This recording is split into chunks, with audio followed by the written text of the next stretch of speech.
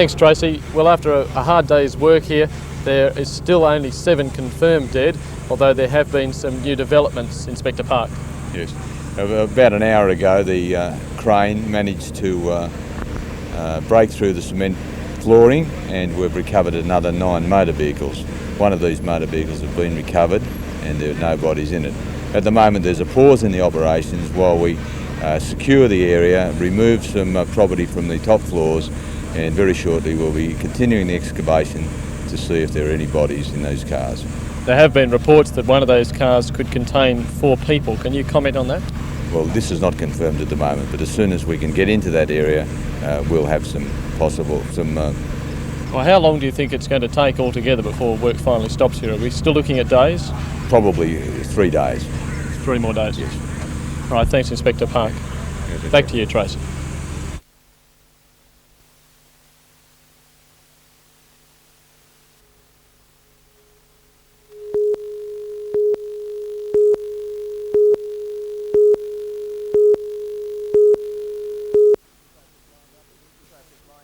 Traffic lined up at entry points into the city as police kept onlookers at bay. We don't live there. Oh, it's just an old house up there. I used to live up there. Yeah, no. Okay. No, No, it's fine. Thank you. Just go to the right here, thanks. Okay. Thank you. At Broadmeadow, demolishers knocked down the remaining walls of the Newcastle Revival Centre, formerly the Century Theatre. The building was valued at $5 million, but only insured to $1 million. Demolishers face an enormous task with a seemingly endless list of jobs ahead. Ken, what have you got ahead of you? Right, we've got this building here to be down by 2 o'clock this afternoon. Then we've got the Broadway Hotel, which is another 3-storey building, to be dropped by late this afternoon, and one in Watt Street, a 6-storey building, to come down on Monday morning, right, on New Year's Day. So the work is just unbelievable here at the present stage of the game. In Cooks Hill, sections of the century-old Newcastle Public School were torn down. And at the junction, the motor lodge, precariously lying to one side, was marked for demolition. The NRMA's Australian boss, John Lamble, here to inspect the damage, said repair bills would be astronomical. What sort of money do you think the town is up for? Well, I think that the estimates around about $1 billion in total would be about right. That enormous financial cost is a burden Novocastrians must now face. While demolishers have already begun the job, hundreds of buildings still face an uncertain future. Well, I think it's probably still savable, isn't it? I mean, the dangerous point is the corner there, and I think somebody's have to get up there and have a look just to make sure, and I think sort of secure it at least. So. But I mean, otherwise, I mean, the building is safe. The National Trust has experts inspecting affected areas. Brian Souter fears a heavy-handed approach could destroy buildings which could be safely preserved. I mean, we've been through a crisis and people perhaps react accordingly, but I think now in the cool light of day we really need to stand back and say, hang on a minute, let's not demolish that straight away. Let's just have a look and see whether we can perhaps temporarily support it, and that we can perhaps have a program for long-term saving of that particular building. While some enterprising businesses have already begun to start again, new building regulations may have to be introduced to protect the city from another disaster. Council Operations Chief Harold Stewart says the CSIRO is already studying new options. But new regulations are no help to the people left homeless by the quake. At the Disaster Welfare Centre at Broadmeadow High, 300 people have come for help with counselling, advice and welfare services. Half of those have needed somewhere new to live. Accommodation definitely the primary one, and it's becoming more acute, I think, too, as people come home from holidays only to find that their flat or house is no longer habitable and they've got to get emergency accommodation, and that's being attended to.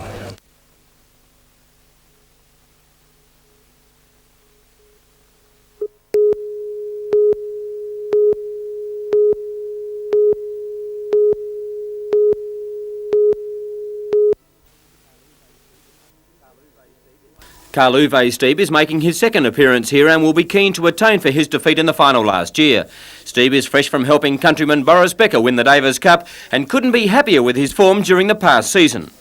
Oh yeah, I had a very good season in '89. I improved from like 75 in the beginning of the year to 15, and I tried to be more consistent with my playing, and hopefully it brings me to top 10 during 90.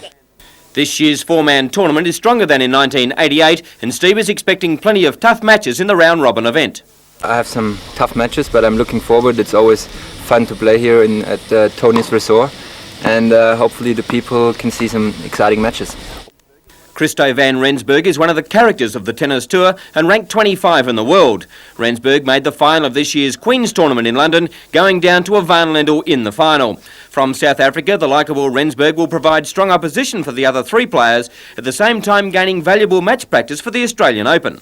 It's very important to have good preparation beforehand and play a lot of matches. And we're going to play 3 matches against guys all ranked like in the top 30. And that's going to be the best preparation I've had in a long time. But the man they all must beat is the world's number 1 Van Lendl, who has added plenty of muscle weight to his frame to give him extra power, as if he needed it. Lendl has won over $2.25 million this year and is the current Australian Open champion. Charlie Steeb and Christo van Rensburg will have a huge job ahead of them to stop the man from Ostrava, Czechoslovakia. The tournament begins on Friday.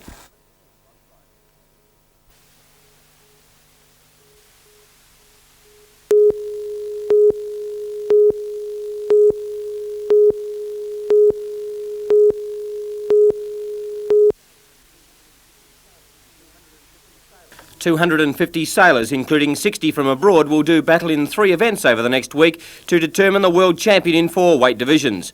The lightweights got away to a sensational start when current world Mistral champ Chris Lawrence missed his heat of the slalom. It was pretty stupid of me to do it, but I got confused with the numbers which was written beside my heat on the board, and I thought I was in the 9th heat and I was actually in the 8th heat, so I was standing out in the starting line when my heat took off. Australians are set to dominate the series, and one young man who is the favourite for the heavyweight division is Bourigal's Adam Quinn, but he's acutely aware of the opposition and its strength. There are a lot of Australians, Mark Pedersen and John Buick in my division, and Riccardo Giovanni from Italy. It seems like the divisions are fairly well sorted out. It's fairly even competition. The elimination heats of the slalom were held today, and in the lightweight group, Rob Howard, Andrew McLean, Adam Buckingham and Great Britain's Nicholas Orton have won their way through to the preliminary finals, while in the medium division, Lars Klepich, 1984 Olympian Greg Hyde and Robbie Goff have progressed to the prelims. The slalom continues tomorrow. Also on Belmont Bay at the moment is the 50th anniversary Australian VJ titles, making the lake a sea of colour. A lot of the nation's top skippers have come through the VJ ranks, including successful America's Cup skipper John Bertram, who was Australian champ way back in 1963-64. This year, 63 entries are chasing the ultimate prize, and there's nothing in the senior or junior divisions after 4 heats. Dean Williams in Paranoid has stretched his lead in the seniors with a fine win in Heat 4, with Craig Hoare in Floyd hanging on for second. In the juniors, Runaway sailed a brilliant race to win Heat 4 with Ripoff in second place. John Boyd sailing John D closed the gap on championship leader Danny Anderson in Notorious by finishing in 3rd spot today.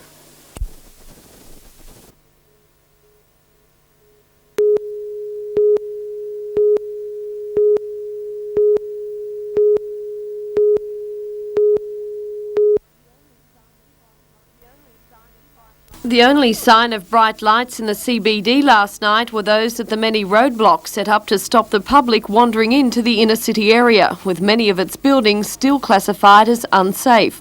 And with so many night spots out of bounds, clusters of inner city residents instead gathered in their houses and streets for the customary countdown to midnight, many of them surrounded by the rubble that was once their homes. Police nevertheless kept a high profile on the streets, but this morning reported the New Year's Eve extremely quiet. Unlike years gone by, very few people needed to be cautioned over their behaviour. Only 3 were locked up for being intoxicated. But in stark contrast, in the nearby suburb of Merewether, more than 3,000 revellers gathered for the mammoth celebrations. The party began in the Beaches Hotel, but growing numbers forced them out onto the footpaths and then the adjacent beachside park. However, despite the size of the party, police reported little trouble.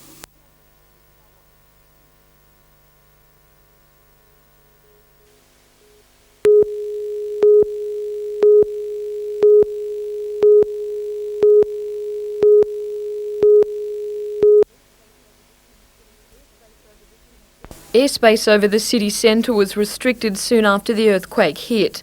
These are the first pictures to be taken since Thursday afternoon. With major roads closed, it's hard to get an overall view of the damage, but from the air, the punishment nature dealt out to the city is clear.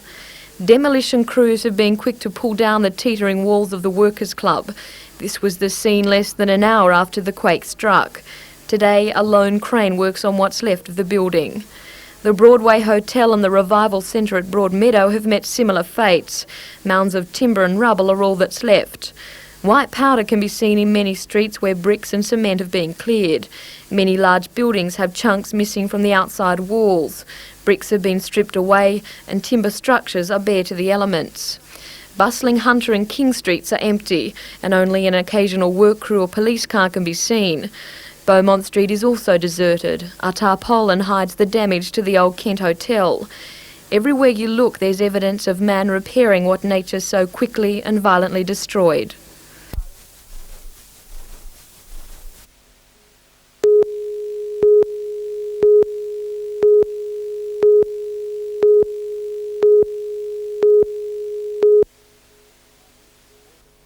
More bricks and mortar came tumbling down today as demolishers continued the job begun last week. But there's confusion about which buildings are to be demolished.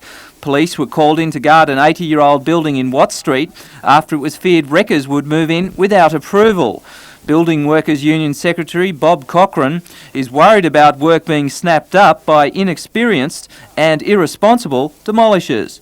We are issuing a warning that if we catch any demolisher behaving irresponsibly and not doing a job correctly, the building unions will do all in the power to run that demolisher out of the industry. To fight irresponsible or unnecessary demolition, the City Council says these forms must be signed by the Town Clerk's office before any substantial jobs can go ahead. As the rescue work continues, the SES has been criticised by a public meeting of 150 city residents, claiming the organisation is being too heavy-handed and removing people from their homes. Although believing the SES does a good overall job, the residents say the people need greater rights. I don't mind criticism if it's justified when idiots are telling us how to run a safety situation they have no knowledge of, but I object to it very strongly. And it's about time some of these people who are making these problems start to see what's going on in the city and understand the problems that exist there in relation to the safety of people before making uninformed, unfounded and stupid remarks. The SES is scaling down voluntary workers today. Most of the Army has pulled out and the Air Force will leave tomorrow. SES coordinator Don Geddes said police and council will now fulfil the extra responsibilities.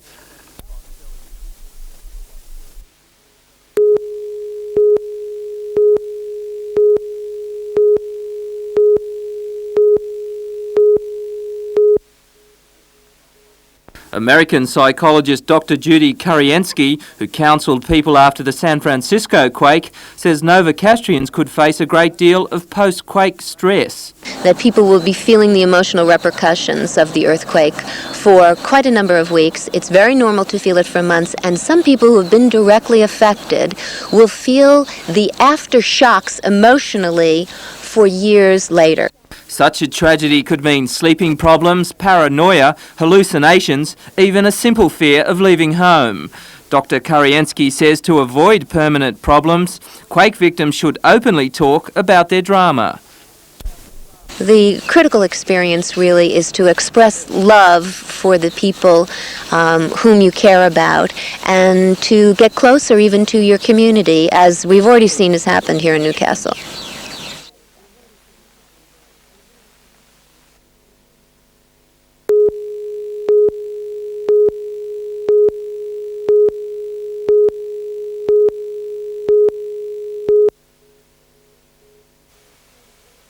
Queues formed all day at the International Sports Centre with more than 1,000 people given special passes to get into the city centre.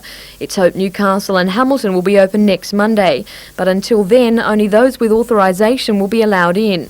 Most inner-city businesses have made alternative arrangements for their staff and employees are urged to contact their employers. Meanwhile, Newcastle City Council and the Police Department announced this afternoon that the cordoned-off area around the CBD will be reduced. Over the next 2 days, Cooks Hill will be reopened and traffic will gradually return to the city. However, police are urging people to travel in groups to limit the flow. Stewart Avenue and Hannell Street will also be reopened tomorrow to allow employees of BHP and other industries to return to work.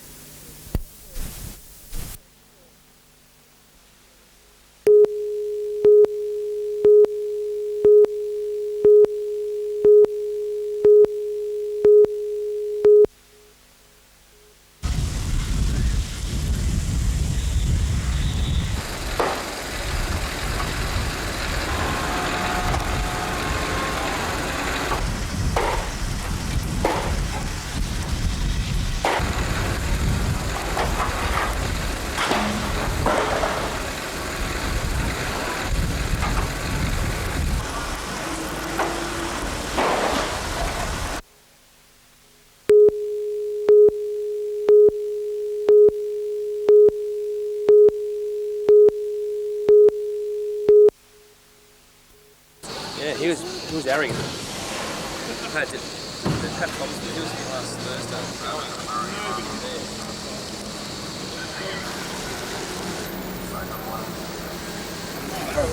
At least you're allowed to go up me.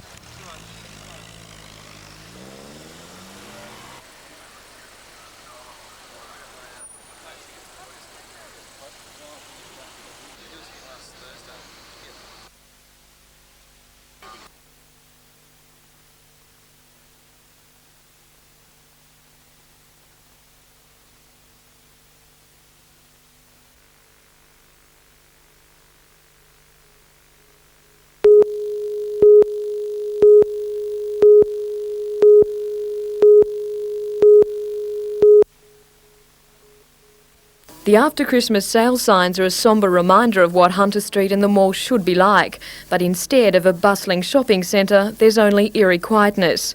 Most shop owners have already moved perishable or essential stock from their businesses. However, a few large firms like this insurance agent are still removing boxes of documents to outer suburban offices. Computers and other equipment are being taken to safer buildings, and only Shorten Electricity is open. Most of their business is done over the phone. Newcastle City Council and the Police Department say the city centre will be opened on Monday, but for many family businesses it may be too late to save them from bankruptcy. Meanwhile, with Australia Post City Office closed, mail can be picked up from the Junction Post Office.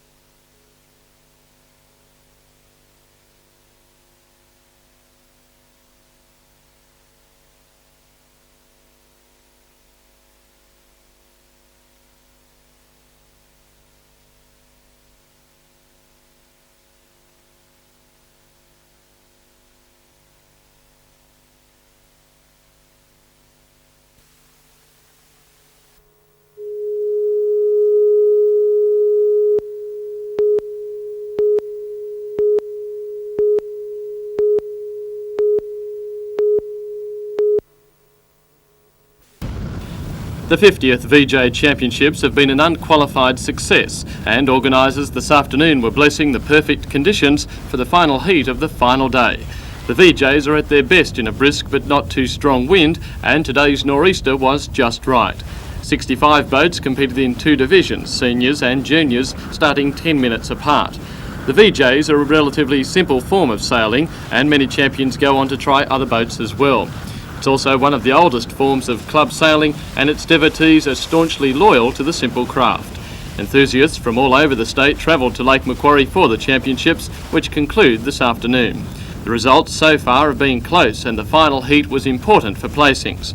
Floyd skippered by Craig Hoare and Paranoid skippered by Dean Williams, especially looking to seal a victory. Williams sailed brilliantly this afternoon, eventually taking the 50th VJ Championship. The junior Australian champion was Danny Anderson, sailing Notorious.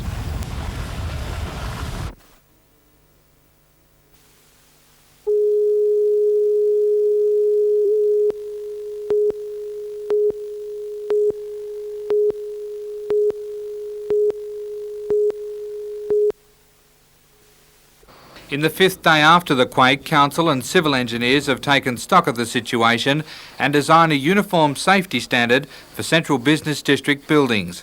From late this afternoon, engineers have been inspecting buildings that have been reported damaged in the quake and placing one of 2 notices on the windows. The orange notice indicates the building is still regarded unsafe and is not to be entered. The yellow allows for limited access only. It's hoped by Thursday the entire city will have been inspected, and by Monday it can be opened with barricaded sections around those buildings with orange notices. Chief Superintendent Russ Cook says the barricades around much of the city will be reduced by Thursday. And what we want to do is, our object is to get a lot of work done by Thursday so we can reduce the size of the perimeters, and that's where we've been going today. Any sort of idea how much you might reduce that size by? Well, we'll get all the residential area will come out of it by Thursday, as we said. However, Lord Mayor John McNaughton said the hope of reducing the size of the restricted area was not a signal for people to disobey barricades or move them. For whatever reason that you're in the city, obey the barricades. The barricades have been put there carefully, and it might be that the danger is not clearly obvious to a lay person. A single row of bricks 4 stories up will do considerable damage and considerable shattering with distance, so the barricades have been put a distance away. People walking along the footpath saying, oh, there's a barricade there in the way, isn't that a pity? I'll step over it and keep going without looking up to see that there's overhanging brickwork. That's the sort of thing that's being done. It's a matter of our New Zealand friends who've come over and they said, you're talking